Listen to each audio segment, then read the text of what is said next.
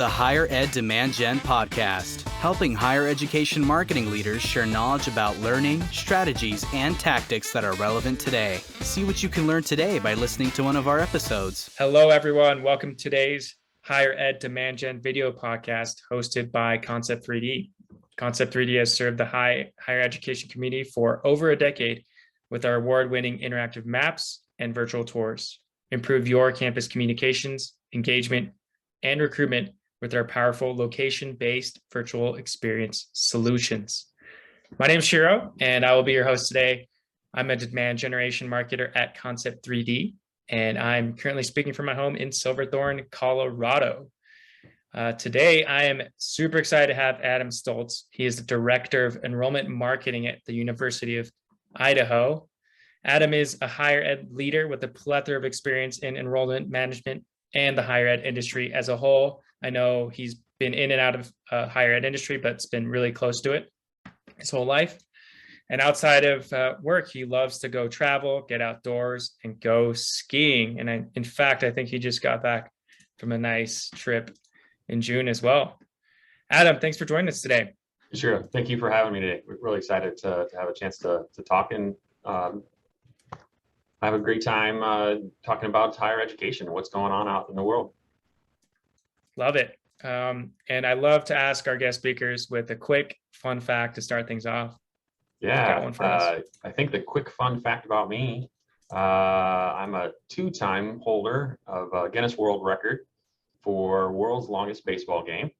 And so that's the little fun fact about me. Got a chance to participate in that and help fundraise for St. Louis Children's Hospital and raised a little bit, just a short under $200,000 for the Children's Hospital. So definitely was a win-win and very fun experience, and something to get to tell the kids and the grandkids and their kids someday. So you said the world's longest baseball game? Yep, that's correct. Yep. What is the duration of the length? So the duration, I have my sheet back here. It was 82 hours, 38 minutes, and 37 seconds. So you're kidding. Yeah, that's pretty long time. 3.5 days. Yeah. So do you just keep playing innings the whole time? Yep, just keep playing innings the entire time. 2 teams of 20, and you just kind of keep switching out. You do have to sleep at some point, but yeah, I was playing baseball at 2 or 3 in the morning is definitely a surreal, very much an emotional thing / like experience / yeah. I can't believe I'm doing this for 80 plus hours kind of thing, but you did it and it was fun, and looking back, it went really quickly. Yeah, and of course, at the end of the day, helping out the children in the St. Louis Children's Hospital. So yeah, very, very unique experience, and glad I got to do it 2 times. I had no idea. That's really, really interesting. That's a great story too. Yeah, thanks. Love it. Great. Do you want to start us off with telling us a little bit about yourself and then the work you do at University of Idaho? Yeah, sure. As you mentioned, I'm the Director of Enrollment Marketing here at the University of Idaho. I've been doing that for 3 going on 4 years now. So I've been in higher education my entire life, 22 years of it now. And so current role, oversee all of the enrollment marketing for both undergrad and graduate. And I work with our university communications and marketing, but I'm embedded in our strategic enrollment management. And so I think it kind of segues right into that first question right away. How does marketing and recruitment tie each other together? And how does that, ultimately we're trying to figure out how to be most effective, how to use our resources effectively, how to have that collaboration together, and then ultimately get students interested and enrolled, and ultimately all the way through graduation. So was your position, is it a newer position with the University of Idaho? It's been a position around. Yeah, it's been a position that's been around before me. So there was another individual in this position prior, and then I think we've been able to build on the building blocks and really kind of keep doing more and more and more.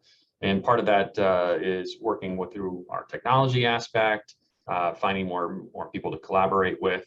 And then I always talk about this, but this is the right hand and left hand, and bringing those those together. Those are the big keys to me. And I think that's where we've been really successful. One of the big things that we've been really proud about this last fall, we had our largest class since 2016 and made our overall student enrollment 11,303 students, which was up 4.7% over the fall of 2020. We were seeing first-time freshmen up 16.5%, transfer students up 11.7%, grad was up 13.8% for a total of new incoming students of 16.3%. And so a lot of universities out there during COVID and during this time are really not seeing that. There are some that are still seeing some enrollment growth, but for the most part, a lot of schools within the WUI states and within our region aren't quite seeing the growth that we are. And so we're really proud about that. And we're really excited that we were able to come out of COVID in a pretty good spot. Like I mentioned, I know that there are some institutions that are really struggling, and it's a difficult time to come through. And so again, we're just really excited that we're where we're at, and we're really doing even better this year. And so our incoming class for this fall is looking and projecting to be bigger than it was last year in our record year. So we're really excited about it. That's amazing. So you were mentioning like the left and the right hand, that's aligning the strategic marketing with your communications, right? Yeah. What does starting that process look like and continuing it look like? Yeah, I think a lot of that's building relationships and using the technology to build those relationships.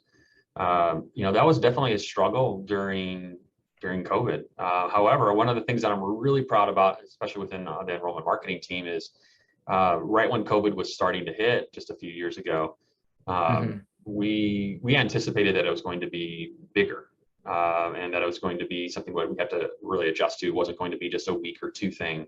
It was going to be a lot longer. And so we were recognized in a higher education blog for our response. We were already responding before most places were shutting down. And so we use a lot of our communication strategies and our collaboration techniques to bring more people in and brought them in really quickly. And so we were already talking about doing virtual events, and we had created videos and other active opportunities for students to get engaged before most people had even had a chance to think about it. And so really, really, again, just ultimately proud about the team and the way that we turned things around. We coordinated videos, we coordinated emails, a bunch of virtual opportunities. And so again, that really helped us through the pandemic and helped us keep where we needed. And then we continued to really excel and thrive in that environment. So that really goes to the testament of the university and our leadership here as well. We stayed open and were in person the entire time. And so that gave us this unique opportunity to recruit students and bring them in and kind of see Idaho. A lot of times Idaho's where we are the gem state, and we hate to be the hidden gems up here at the University of Idaho, but more and more people are finding out about us and seeing the beauty of campus, as you can kind of see over my shoulder here on the Zoom screen. It's just a great, beautiful campus, and it's actually the university is older than the state of Idaho, and so that kind of gives you an idea of where we've been and where we are and where we're headed. So it's amazing. I know you mentioned virtual solutions and experiences. Given that your campus never fully shut down, did you still see an uptick like in the use of virtual solutions? Yeah, definitely. We saw more traffic to the web. We saw more traffic for emails being open. We saw more traffic to campus as well. This past year, so January to January for our campus visitors, so for our daily campus visits as an example, we saw 8 of 12 months as new record highs for all time. Really? And so that was last year. This year, starting in January, we've already seen 4 of 5. I'm hoping to get numbers for this month, but we're already seeing 4 of 5 records for last year's historic run. And so a lot of that is due to what we're really promoting on our call to actions, our CTAs, for visiting campus, visit campus, come see us. not only check us out virtually, but come and see us in person. Come experience what it's like. And so we've done a really, really good job on that, and really just seen, like I mentioned, record visits. And so that's been a great opportunity where campus, once you're here, kind of sells itself. And we do a really good job on, of course, all the campus visit aspects. We're a very engaging campus.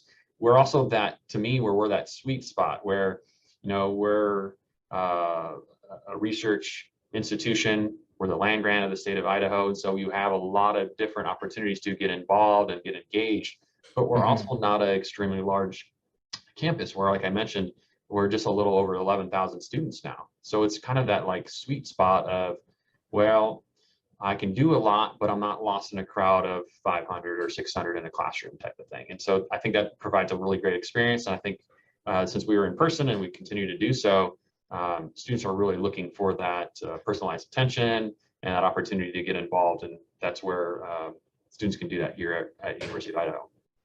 Got it. And that's what you were saying about, why Idaho has seen the upticks that you're saying. Thanks for sharing. Excuse me. Thanks for sharing those numbers, by the way. So yeah, that's part of the reason why you've been seeing those upticks in enrollment numbers, which is really fantastic to hear, because it's not the same story I hear across states.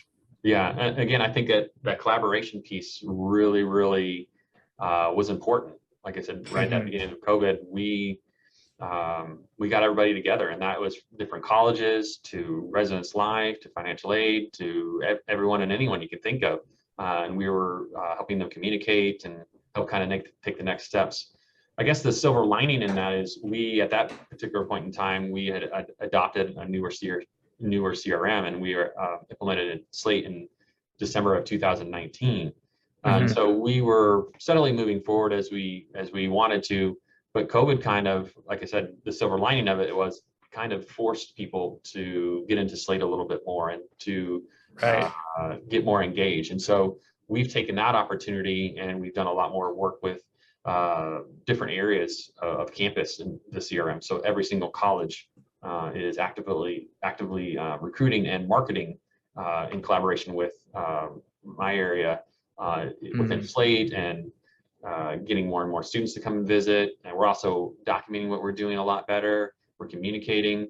And a lot of that is mass marketing, which that's the area that I oversee and help with. But we're also working with colleges and other areas to work on that more one-to-one, the more personalized. Like thanks for coming. I'm glad to have met you, and glad to have seen you at a University of Idaho bound event. Glad you came. If you have any questions or anything I can help with, then I'll do that. And so that's really, I'm taking the next level and the next step too. And that's all getting documented in our CRM. So that's helpful, so we can kind of see where people are and where they're at. And if there's questions that the university at large can answer, I think that's really, really important. That's great. So, creating these systems in place with your CRM, specifically with Slate, has allowed you to really centralize and synchronize all the systems, and it makes those one-on-one experiences a little bit easier to create. Is what I'm hearing. Is that right? Yeah. I mean, I think that's really, really key. The students really want to have that personalized experience. And I think we do a really good job from a mass marketing communication standpoint.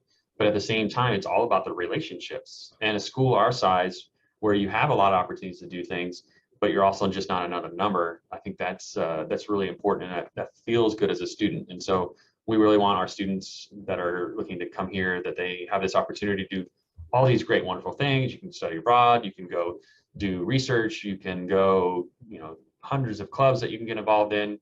But at the same time, you're not going to get, if you need something, you're not going to get lost in the shuffle. You can always ask for help. And I think that way that we're interacting with our students and connecting people and making sure that people are feeling welcome, that's really, really huge right now, especially coming out of the pandemic, where most of the conversations that we're having are in 2D, they're not in 3D.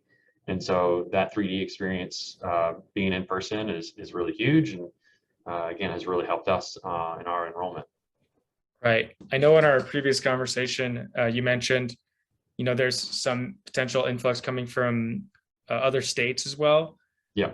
How is the your team been able to reach out to them? How have you been able to successfully recruit and enroll students in that way? Yeah.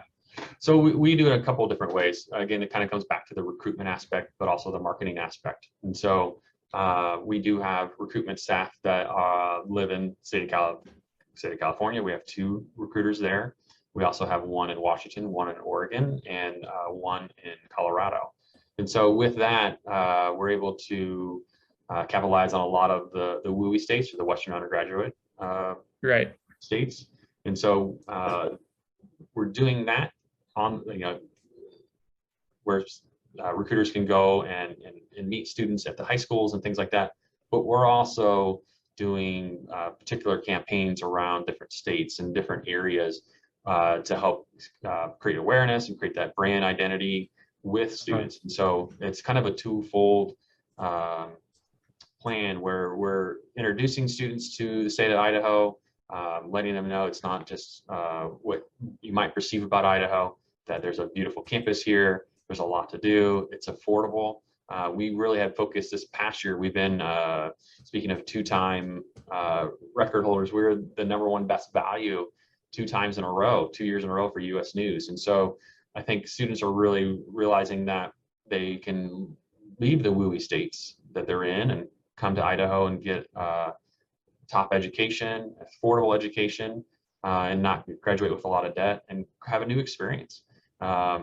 California versus Idaho, pretty vastly different experience as an example. So we do see a lot of Californians coming up here and enjoying their experience and seeing something different and new. And so, our neighbors right next door to us, we are literally just a few miles away from the state of Washington. So a lot of Washingtonians are coming our way and finding another great opportunity.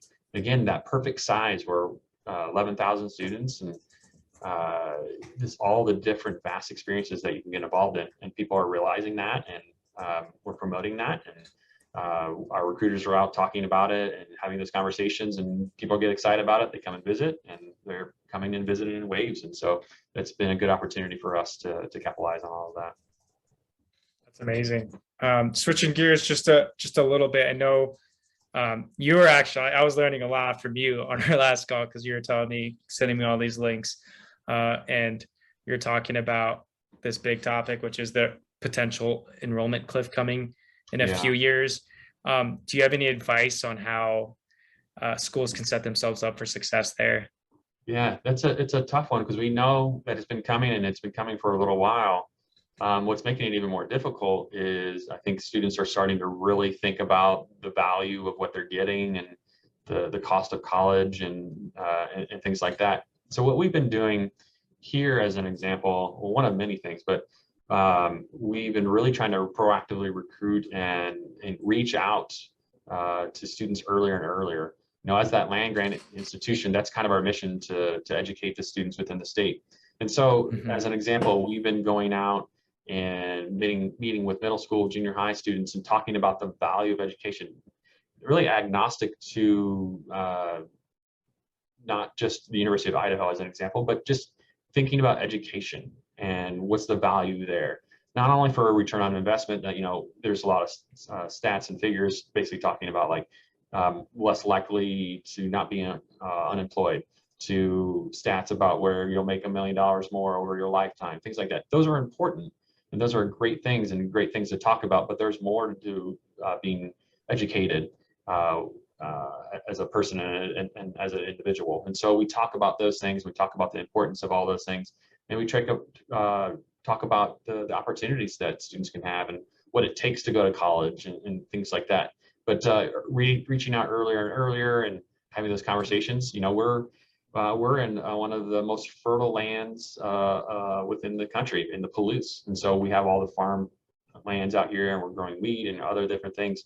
And it's really important, in my mind, that we're sowing the seeds for the students to help them grow in their high school careers, your junior high careers, and ultimately, if college is a good solution for them, that they're ready for it, that they can think about it and be prepared for it, and again, that we'll have that crop for them to be successful and to be lifelong learners and be a big portion of the state and giving back and things like that. And so that's a kind of full circle of, you know, the mission of a land grant institution and what we do here. And so I think that's one of the things, just starting out earlier with students and helping them see and be successful. And then really just, I think the other thing, really big thing, is getting things in place to be collaborative, getting things in place to, again, going back to that right hand and left hand. If you're not on the same page with marketing and recruitment and all your other areas of campus, then you're going to struggle. And if you don't have those things in place, it's just even more difficult. So it's really important to get all the right people on the right track, getting very highly collaborative and communicative, and really streamlining the process and streamlining the technology that you have. There are so many great tools out there to help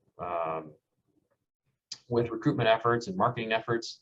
And so just being aligned and being on the same page is really, really important. Love that. I really like the metaphor you made as well with the crops. That's great. Yeah, I think that about wraps up our time today. Do you have a profile or website you'd like to share with our listeners so they can reach out to you if they have any questions or want to connect with you? Yeah, best way to reach out. Happy to chat with anybody. LinkedIn would be the best way to go, and just Adam Stoltz. Happy to have conversations and looking forward to meeting new people. I think one of the best things about higher education that I really, really enjoy is the networking opportunities and meeting people and finding best ways to do things. So I know there are a lot more smarter people out there than I, and I love learning from other people. And that goes back to why I love the role and what I do here, is that lifelong learner. And so happy to chat with anybody. Just a quick follow-up on that. I know we're close. Where can people actually go to connect with other higher ed folks like you were just mentioning? Yeah, I mean, I feel like LinkedIn is a really great spot. And then there's different categories within LinkedIn. You know, I follow like Chronicle of Higher Education. I follow a lot of CRM blogs. You know, just a lot of marketing within higher education. There's just a lot of different people and different companies and organizations that you can follow. And I kind of just keep the pulse on what I hear and how I hear things on LinkedIn. That's great. Awesome. Thank you, Adam. Thanks so much for joining us today. Yeah, and thanks everyone for listening. All right. Have a good day. Have a good day.